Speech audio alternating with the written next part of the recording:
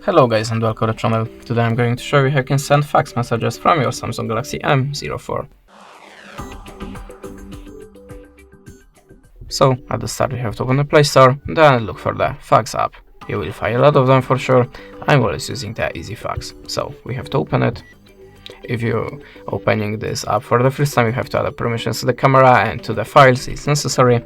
Okay, and now just click on this little plus and choose source of your document.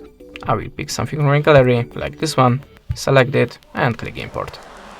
Now add use a shape to your document, and if you're ready, click go. Now choose the filter for it to make it more visible for your receiver. You can also add a signature, text and graffiti by these icons. If you're ready, click accept. And now type the number in this place. Don't forget to choose the country. Optionally, you can give a small note here. And if you want to add more documents, maybe from the other source, click here and do it like before. If you want to send only this one, just buy your credits, click this big button, and that's it.